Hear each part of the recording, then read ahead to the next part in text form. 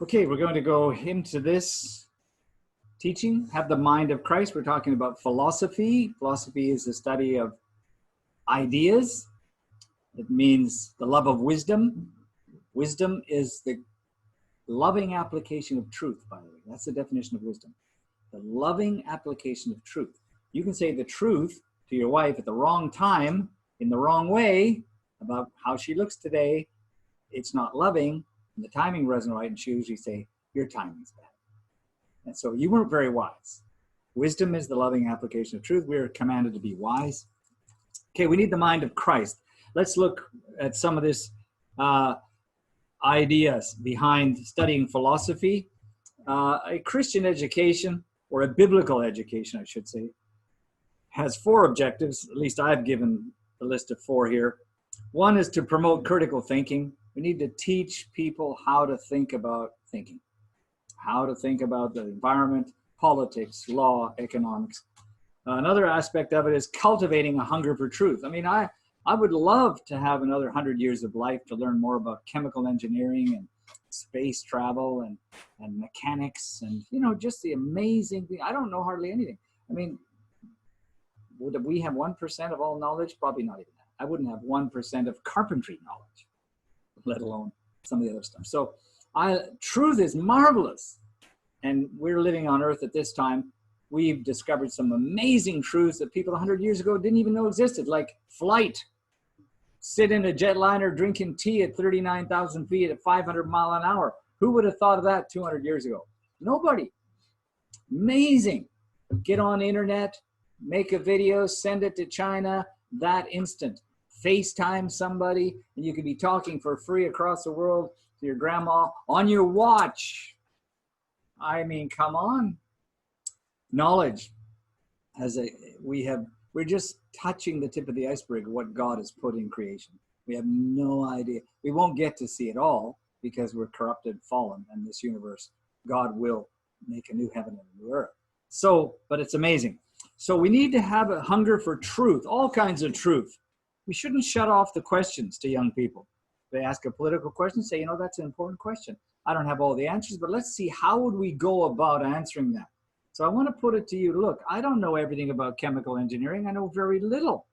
I don't know almost anything, but I know that the information and truth is available. And I can go to a library and study such and such a professor's book, and I can see some truths there that have been tested by the scientific method over and over. Some of them I won't accept, like, and all this came from nowhere. I'll go, well, no, that's not true. But hey, I understand H2O is water in chemistry. So, you know, I can learn truths. So we need to be people who love truth. We need to realize there are fortresses out there that need to be destroyed. I'm sorry to say we live on a planet that's at war. It's at war with God. And that means it's at war with you. Jesus said if they hate you, it's because they hate me. It's not you. So there are fortresses out there which are chunks of ideas that are dangerous, deadly, and cause destruction on earth. We need to destroy them, and we need to teach a comprehensive biblical worldview. We need to teach our children, ourselves, everyone in the church, out of the church. You know, I remember going to Indonesia a few years ago when we started going there. It was more than a few years ago now, and we started running some seminars on this for Christian university professors. There are at least 30 Christian universities that use the name Christian, like Maranatha Christian University in Bandung, 12,000 students, bigger than Trinity Western, okay, in the middle of a Muslim country that God has placed there. And you go, my goodness, how did this get here? Well, because God is bigger than the church in Canada, right? Much bigger. He has moved outside of this country. We could shrivel up. 4% of Canadians are Christians. 4%. It's pathetic. Pathetic. We have moved so far away from the foundations, it's scary. And you go to these countries like Indonesia, 30 million Christians. You kind of go, ooh, I thought we were the center of the world. No, we're not. We're not. The torch is passing from white people to non-Western people.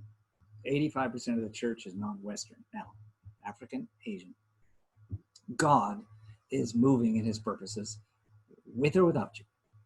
So we need to teach a comprehensive biblical worldview. And here's just a little picture. If the circle represents areas of knowledge, and then we're looking at these 10 areas in our book: sociology, psychology, history, etc. The original university, by the way, we'll start with this. God is the source of all truth. He's truth in philosophy. What's the truth of history? What's the truth of psychology? What's the truth of sociology, politics, economics? So God is the source of truth. Jesus said, I am the truth. Nobody's ever said that. No, not Buddha, Muhammad, Krishna, nobody. Jesus Christ is the only one who said, I am the way, I am the life, I'm the truth. I mean, that's pretty darn amazing. If he isn't, he's a nut. Or if that's true, there's your answer to human existence right there. So this would be a biblical worldview. You have information, you have truths, sociology, what is the family, politics, how should we structure society, psychology, what is human nature. You know, we get our information from God through the scriptures. And this was the model of the original university that was started in the 12th century. The university, uni means unify, veritas means truth. University was a Christian idea. The first one started in 1052, by monasteries. Okay, the university was a Christian idea. To unify, to have a place to go and teach all the truths. Because you don't have time on a Sunday service. You got 1 hour.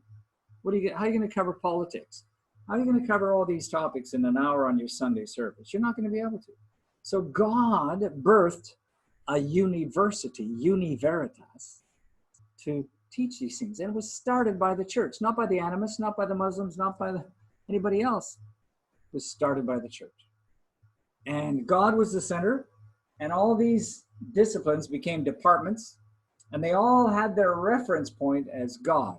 Christian universities were started all over the world by Christians, and they were to unify truth. Now, they hired professors. Over time, professors were Christian. You go to some of these Christian universities here, won't name names, or in the States, and they're Christian people who are teaching, but you find out that they're teaching a kind of Marxism in history, that the Western world is the most evil thing, and we're colonialists, and the residential schools were all bad, and we should just stop logging and ban those pipelines because whales are dying. So what's the point of history then?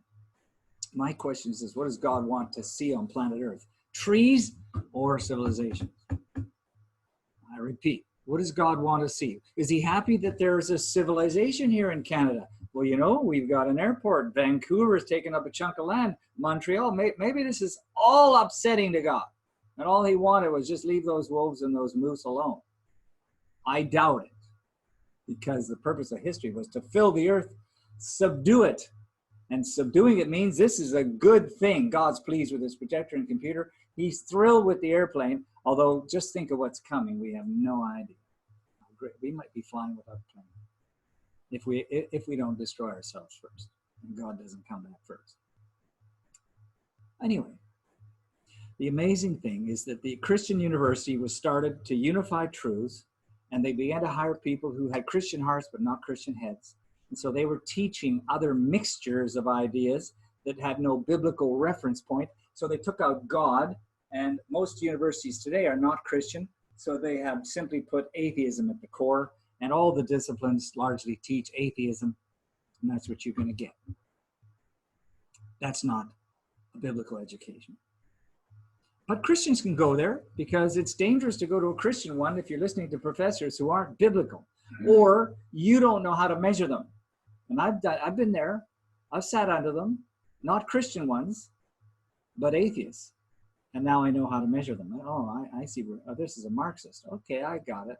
Oh, this one's, postmodernist. I can see that. So I can sit there and listen to anybody and say, I accept that idea, but those 6 are bad. This is a good idea. Those are false. That's good. I can watch the news and understand partly what they're saying and then what the truth might be. So, okay, so this is the model. So here is a statement I love. Harry Kahn, and I'm going to mention his book, which is absolutely fantastic. 4 Trojan Horses by Harry Kahn. Just a great book. He said this, the greatest problem we have in the United States and Canada, it's not ignorance. It is that people believe things and concepts that aren't true. Think about that. The greatest problem nations have is not they don't go to school and learn math.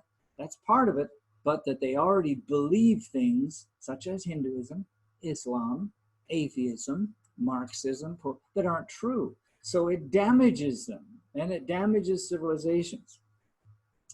Some ideas the Bible presents, it states, I should say, are demonic. In Matthew 16:22, Jesus turned and said to Peter, "Get behind me, Satan, for you are not setting your mind on God's interest, but man."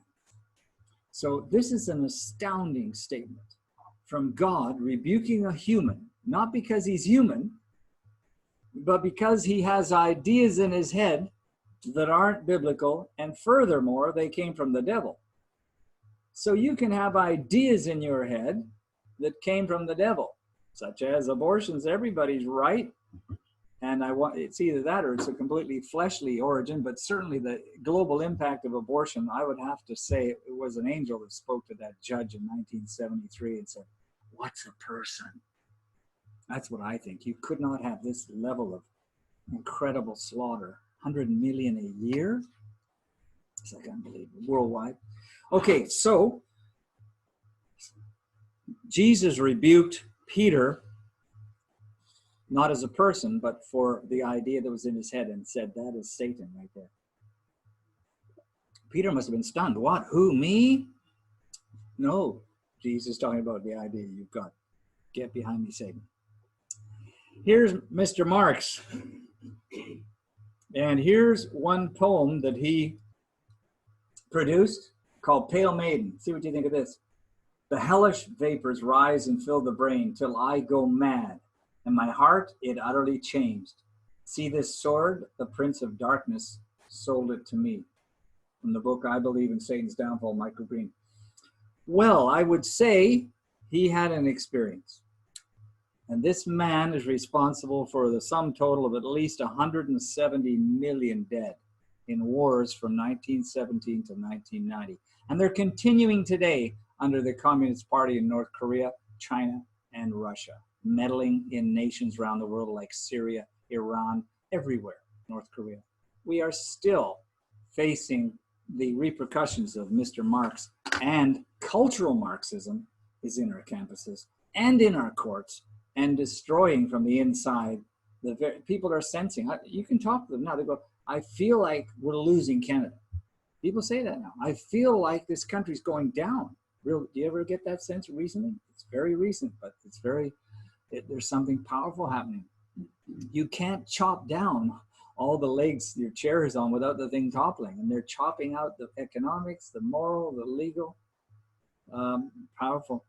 Okay, the Bible tells us we are to demolish fortresses, for the weapons of our warfare are powerful for the destruction of these fortresses. We are destroying, what are these fortresses? Speculations, ideas, every lofty thing raised up against the knowledge of God, and we are bringing every thought captive to Christ.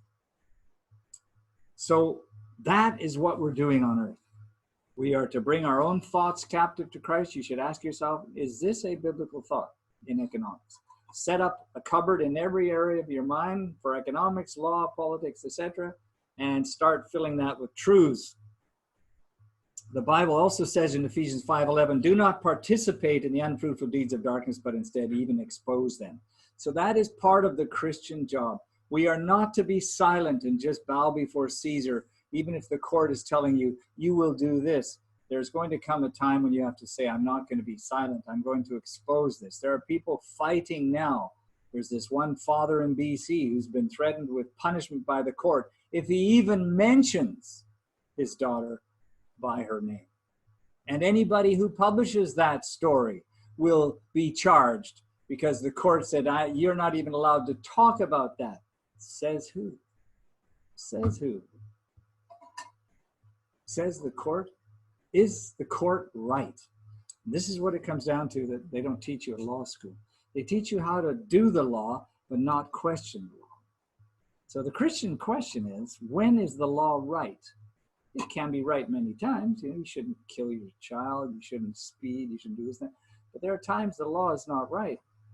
Slavery used to be legal. Killing Jews in Germany was legal. Things can be legal, but wrong. And abortion is. Aborting babies while they're being born is beyond comprehension if you're a farmer. And you're not allowed to kill a horse in Chilliwack. If you did that to a horse, you'd probably get charged by the SPCA, right? If you chopped your cat into pieces, you would be charged. But you can chop a baby to pieces at birth in this country. I can't stand that idea. I don't want to pay taxes for that. Let's defund the taxing under health care. This is called health care. It's not healthy for any baby, not healthy for society. Why are we paying for that? To get that out of the taxation system. You think the government will ever do that? No. This next election is going to be for the Conservatives choosing somebody in that party who totally agrees with abortion. They've already done that. Right? They've already chosen, well, at least I've seen at least one person who's heavily favored for this next Canadian election for Prime Minister, who is completely on side with same-sex marriage, abortion, gender ideology. Where does that mean? That might mean the end of Conservatives in Canada, the end of the party anyway. So interesting times as we see these ideologies become activated, right, in politics and law. It's right before our eyes. Okay, but we are to expose them. It's just what I did. I just said that. Let's look at some of the ideas in shaping the West today. One of the biggest problems is in the Christian mind, and it has to do with something called Greek dualism, the idea that only some parts of life belong to God. This is one of the biggest hindrances that I've been speaking against since the 80s, when Christians were simply wanting to deal with the spiritual world and not the secular world. You ever heard that word, secular? That's secular. I just want spiritual things. Okay, so let me tell you, is this a secular sweater or a spiritual sweater? What is more spiritual, HP or Mac? What's a more spiritual color? Blue, black, green? Is this a secular color? See, those questions don't apply because they're not meant to be used that way. So this idea of the secular sacred domain has kept Christians out of politics because they think it's more important to be in church. That's where the spiritual thing is. Where's God? He's in church. No, he's not. He's everywhere. God's everywhere. Has he ever left the room? He hasn't. He can't. If he left this room, we'd be in hell. Okay? God don't leave. By his spirit, you got oxygen here, you got God. He's greater than oxygen, right? God's got to be greater than oxygen. You're breathing, so hey, guess what? Say hi to God. He's omnipresent. Am I right there? So we don't bring God in, down, anywhere. God is omnipresent. That's one of the basic doctrines of the Bible. So you're never away from God. Morally, you can be. Relationally, you can be. But physically, you can't. You can never get away from God. So the Greek dualistic idea has led Christians to avoid politics because they believe it's worldly, it's secular. And they believe the world is run by the devil. And the devil is so great that one day he's going to take over everything and it's all going to be taken over and we have no hope. Where'd you get those ideas? Oh, well, that's one view of the end times. The end times, we're going to talk not right now about that. But guess what? When we get to history, thankfully at the very end, we're going to talk about eschatology. What do you think the world's going to look like when Jesus comes back? Restored or destroyed or part of this, part of that? Are things going to get worse and worse and worse, or could they get better and better and better? When you go to the doctor, do you want your medical condition to get worse and worse and worse, or better? Who says better? Ah, so you believe that things could get better. When you take your car to the mechanic, do you want them to get worse and worse and pay him $500 and it gets worse, or do you want him to fix it? Fix it. When you go to the dentist, do you want your teeth to be filled and fixed, or do you want them to get worse and he sends you a $2,000 bill? I want them fixed. When you paint your house, do you want to get rid of the rot and fix it, or do you want it to get worse and worse? You just spray paint over the rot. No, you fix it. We are fixers. And that's because that's part of what God wants. That's why the Western world civilizations are better. There's a dangerous word for me to use if I was at university, but you know what I'm going to say? Better. They're better. If you build on Jesus Christ, your life will be better. If you build your nation on Jesus Christ, your laws will be better. Because if he is the way and the life, then that's the truth. Postmodernist professors would hate that statement. But you know what? Postmodernism doesn't work in the real world.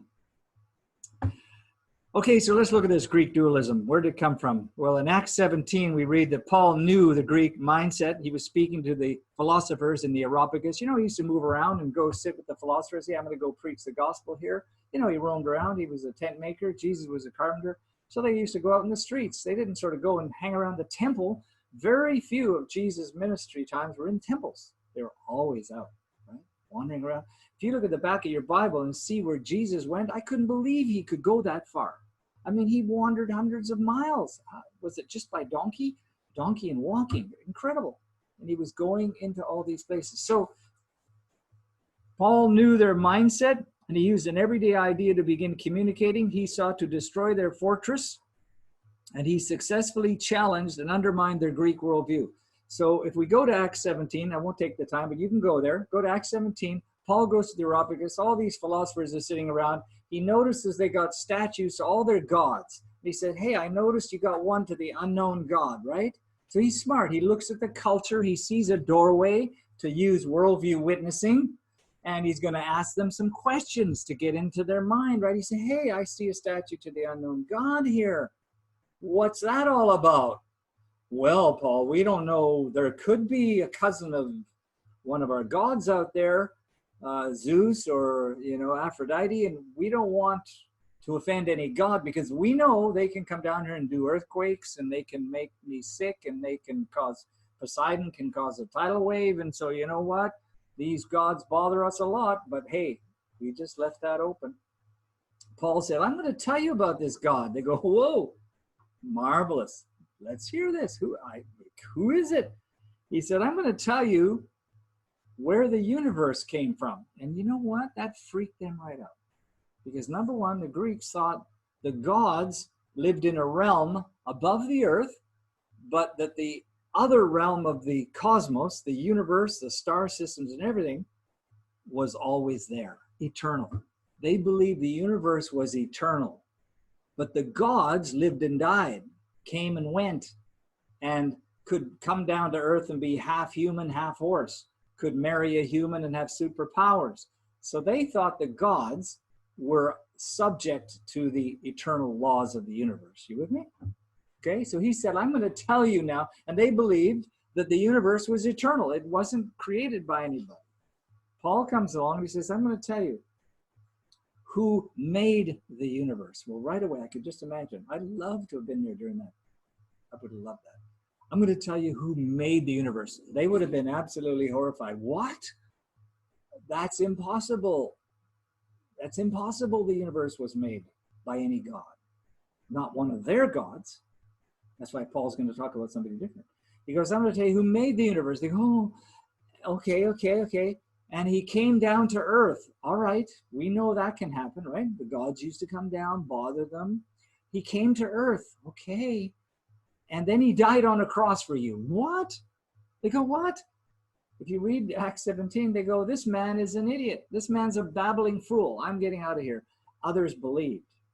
So he introduced a concept that shattered dualism. The idea some parts of the universe are spiritual, where the gods live.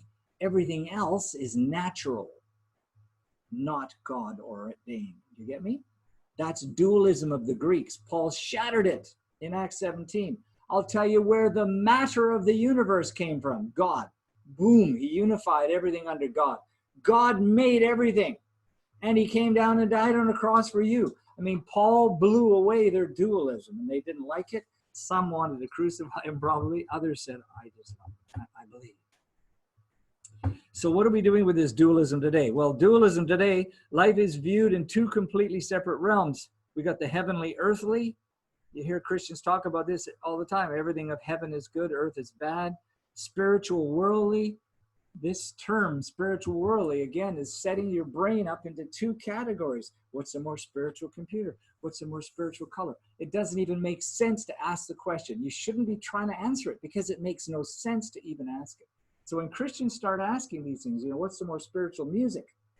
Oh, what, drums? No guitar? I mean, harps? I mean, you get messed up. What about spirit, body? The spirit's good, the body is bad. Well, here, I'm going to drink some liquid. This is for my body. It's not going to help my spirit at all. But anyway, body, we need the body. God gave us a body. That's how you live out the things of your spirit. You have to have a physical part that can move and do something. And thankfully, he gave us taste buds. Sacred, secular. This is the biggest catastrophe in human Christendom history. Is that some parts of life are sacred, like the church, like maybe Christian school, family, but everything else is secular. Government, law, sociology, universities, institutions, economics, all secular, all worldly. Oh, so I was told not to think about those things when I was a young Christian. That's what happened to me. Are we telling people today this? I have the key. Are we telling them? We shouldn't be. I was told that. You shouldn't be going to university. You shouldn't think. And I had this schizophrenic view of the universe, that the devil ran everything. So I don't know if I should get on the bus. He might kill me. Can't fly in that plane. He's running the post office. That's why those letter was late. Wow, you become a schizophrenic. How much, what can the devil do? Only what God said he could do in the Bible. Nothing. Unless people accept the philosophies he brings through angelic visions. He has set up a billion people worshiping cows. So the devil hasn't got the absolute power people think, and he can't be in two places at once since he has to fly, since he's an angel, right? He's not a spirit, he's an angel. So you just imagining if you think he's in Chilliwack and Vancouver at the same time. Besides, what can he do? Except visit and give people nasty ideas. That's what Jesus said. Get behind me, Satan. I see that idea in his head. Get out of there. I believe that happened to Marx. All right, so sacred, secular, and this idea that, well, scientists have the facts. We have religion. We just have values, but we don't have truth. This is a terrible dualism. No, either what the Bible says are factual, history, morality, human nature, sociology, or they're not. It's not a case that the Bible is just values and science will give us the truth. No, the Bible speaks into areas science claims, like where did the universe come from? Who are we? What is an animal? Where did molecules come from? So those things. All right, let's look at a couple of philosophies. I'm going to list a bunch of them. We're going to have to zoom through. Probably the most destructive one is naturalism. The idea that the universe came into being and is governed by only natural causes and forces. This philosophy dominates the educational domain today through the teaching of macroevolution in science. Macroevolution is that everything evolved out of that one beginning. Where did the information come from? See, this computer has information through the program that allows that thing to project up onto here. The information was put in by an intelligent human. The machine does not generate its own information. All living things have information, all matter. Information is what guides the thing to work. Just look at a duck. Just look at a Canada goose flying south, a fish swimming up the river. Just look at the way all bodies, your body is full of information. Your white blood cells fight disease.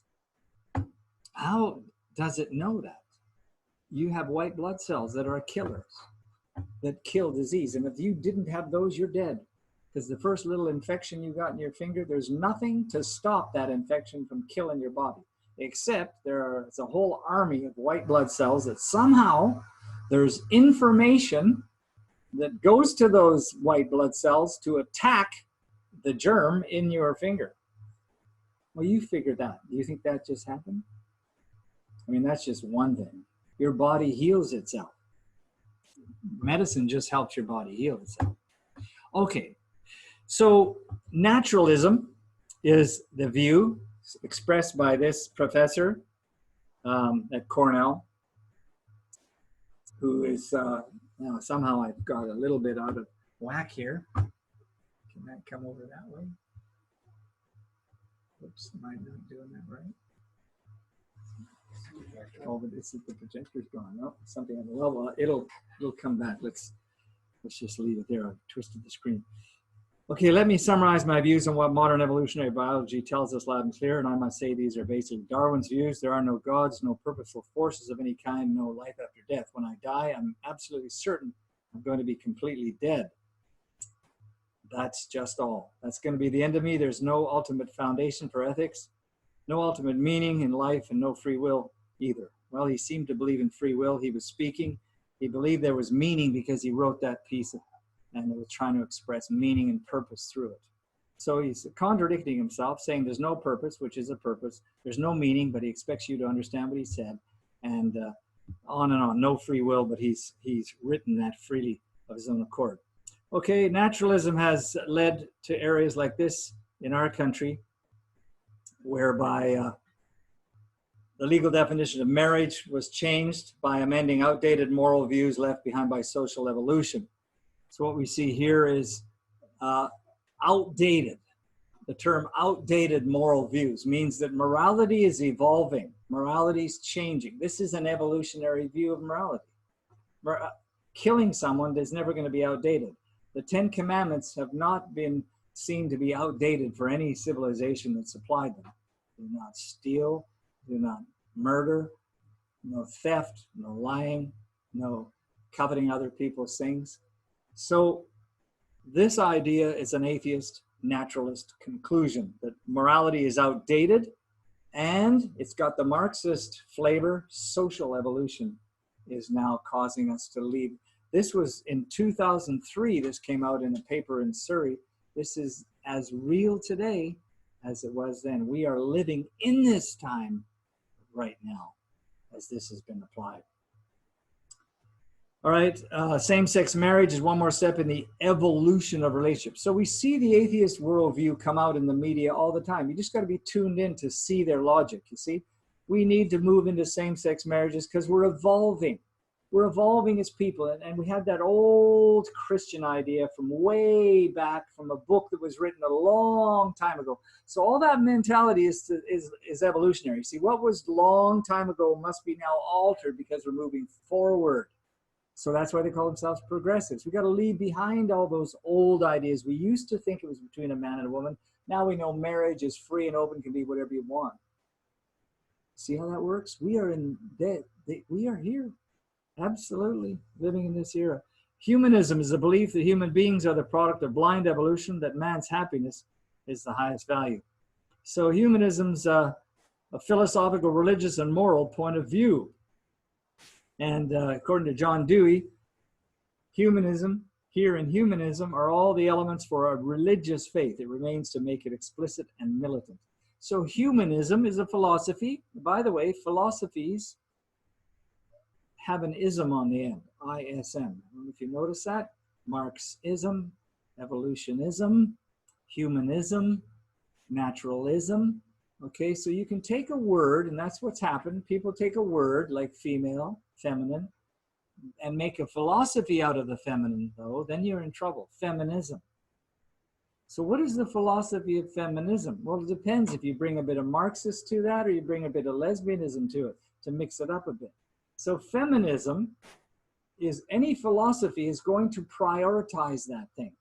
So naturalism, the philosophy that everything's natural, will be taught as the foundation of science. Feminism puts the female as the most important figure. So, of course, we've got to rewrite the Bible by feminist writers so that we can take the maleness out of God and have a more female-sensitive deity. Feminism puts females out of order. Or take nationalism. We live in a country that's Canada. Nationalism takes the nation and makes it the most important. But what about the individual? Should I become nationalistic like Adolf Hitler and his party preaching? What about things like evolution, like environment? There's nothing wrong with the environment. We want to be stewards. We want to have clean water as far as possible. But environmentalism puts the environment out of order and it puts it at the top of the pile. So now we must stop pipelines, stop mining, stop oil, stop ships in the harbor, because after all, animals will die in the bush. So the environment is not something to be subdued, which is the Christian model. I don't have a problem with a mine. I don't have a problem with natural gas pipelines, as long as we've done it as responsibly as possible. But you have to have them. If you like your airplane and a warm room to have a lecture in, what are you going to heat it with? How are you going to get around? How are you going to eat? You're going to have no fuel, no car, no telephone, no anything made by oil products. This is not possible. So it's a utopian, it's an evolution, it's environmentalism is a worshiping of nature. Now, our philosophy is theism. God is the top of the pile of all values, and we rank everything below God. So I can put the environment in there. So am I going to make the environment number 2 under God? No. I'll fight abortion first. So moral values to me will trump that in terms of, so where will I place the environment? Well, it might be 14, it might be 6, it might be 49. I've got to rank values according to what the Bible says is the priority, and according to how he calls them. Relativism is another philosophy. It's not the philosophy of your relatives. It is the philosophy that there's no absolute truth. Truth is determined by a person's culture, ethnicity, gender. So relativism says what's true for you is true for you. What's true for me is true for me. And the problem is that if what's true for you is true for you, then how is it possible that there's truth at all, since truth is relative? So if somebody says there is no truth, then they are contradicting themselves. So relativism is a contradiction. It's stating a truth that there are no truths except that everybody has their own, which is a universal truth. So relativism collapses when it's exposed. Canadian tolerance has become a national ideology. This is relativism. This was Jerry Bowler. Being tolerant today has not only turned into a rationale for allowing anything can go, but has been used to ghettoize religious people for daring to be different. So what's happening today? Relativism is being forced upon us. You cannot have your values because others have theirs. So they're allowed their values in their gender identity and their sexual practices. You can't have yours because you're a bigot if you have yours, but theirs are okay. This is the power of relativism, to force you away from any value. But in going from yours, you end up being in theirs, promoting that value system. There's no neutrality in values, and philosophy proves this. So you're going to have to live by some values. And by abandoning biblical ones, which a lot of people are doing in this political pressure, they're taking on other values which are anti-biblical. But there's no such thing as neutral values. Relativism, as explained by Michael Ignatieff, there now demands for equal rights have also become demands for approval. This engenders a coercive culture of ritualized, insincere approval, so that political correctness has become a new form of moral tyranny. So now we are no longer simply observing other cultural practices of the LGBTQ community or transgender community or any other. We are not simply to just tolerate that. We have to celebrate it. We have to, if you're a prime minister, you've got to march in a pride parade now. If you really want to show you celebrate diversity, you've got to march in that parade. And if you don't, you're a bigot. So guess what happens? It's coercive. You don't have a choice now because they've defined this idea. It's no longer approval. You are supposed to celebrate diversity. Well, that's everything except your values. I don't see the prime minister celebrating diversity in a church or going to other places. So this is very selective. It's driven by a philosophy, postmodernism, and it's pushing relativism, but it's not really relativism. It becomes moral tyranny. You will have this view, march in that parade, or you're morally a bigot. You see that coming out here? Unbelievable. And they're too afraid not to do it. And the RCMP have to raise a rainbow flag, but they won't raise a Filipino community flag or a Greek one. And I happen to have some relatives who must have come, well, they came from England. I should tout my oppression I had from the French attacking England. You could go back history here, but where are the other communities the RCMP are celebrating? Why on earth would they be raising a rainbow flag over RCMP headquarters to single out one community identified on their sexual preferences versus a community based on their ethnic preferences? Do you see the contradiction here, or do you see the political control coming in to force insincere celebration? And that's dangerous. Okay, postmodernism, the idea, we've covered that, no truths at all, since truth does not exist, which is actually a contradiction within the claim. Let's quickly look at a couple of these. This came out in 2003. The new Canada is hip and savvy, leading the rest of North America in the march towards a world without boundaries. This means moral boundaries, and this is absolutely going to lead to the destruction of the next generation. Kids are already appearing in schools here in distraught, psychologically and emotionally damaged states. It's becoming very hard to be a school teacher in the public system because of the nature of these kids coming in from families that are just destroyed. Things are changed rapidly, and we're creating a next generation that's going to do some damage when they get to be adults. Okay, we're going to skip this one. I'm skipping the pastor. All right, this was a court forced a school district in Surrey to put books in the library showing homosexual couples, despite the fact that thousands of people in the district said they didn't agree with this. The court said these books portray reality for those people, therefore they're going to have them. In other words, reality is not what is. Reality is, well, there are homosexual couples and that's reality for them, so we must have all those books in there. And that is part of what we got now with these transgender reading times in public libraries.